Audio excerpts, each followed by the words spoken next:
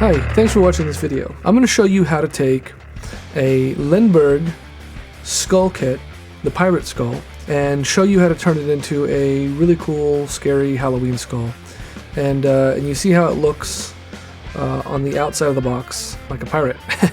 But when you open it up, it's like any other model kit. It's not painted, and it's absolutely bright white. It comes in two pieces, two basic pieces, the skull cap and the back of the skull. You can see there's a gap, and in the forehead there's a gap. That's normal for any model kit you get.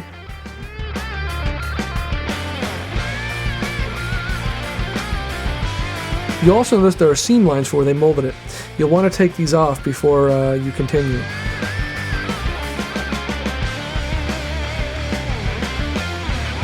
The bottom jaw connects into two little slots. There's two little holes down here, little pin areas that hold the bottom skull in place. Kind of looks like a grandpa skull now, doesn't it? Okay, there is also a smaller nose bone that also connects to the skull, so you'll want to glue that on later. So to take the seam lines off, what I use is an X-Acto knife, and I usually just run it right along its edge, the flat edge of the X-Acto, and just kind of scrape them off. And I'll come back in and sand them later, and I'll show you how I do that. But you can see them here. They go along the orbital socket and continue down to the cheek. And so here, let me go ahead and just scrape a few of these off. You can see, so they come off pretty easy.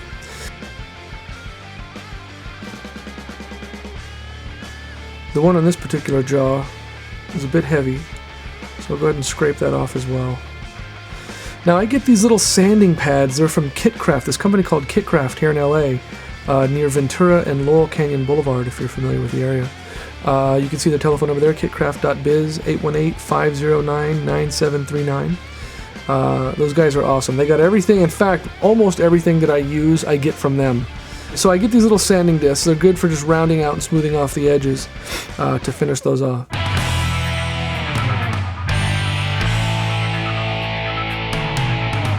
The next thing you're going to want to do is go ahead and glue the skull cap on. I'm just using regular old Zap-A-Gap hobby glue.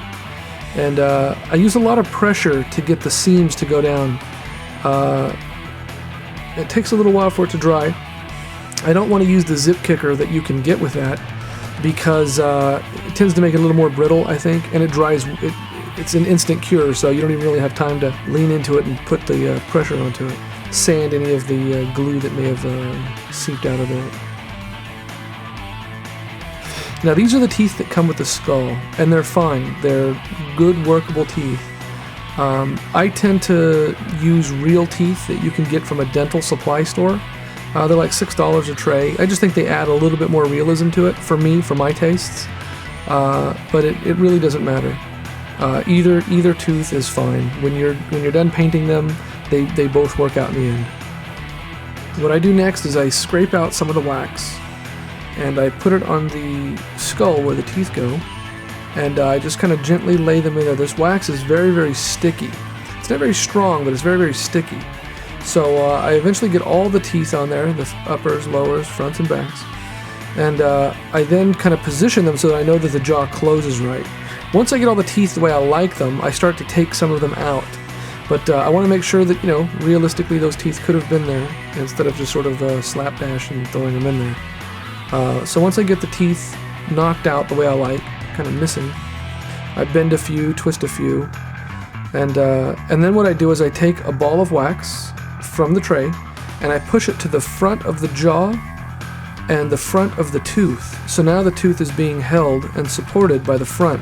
I scrape out all the wax that was just there holding the teeth, and now the only thing holding the teeth are the front balls of wax that have been flattened against the jawline there.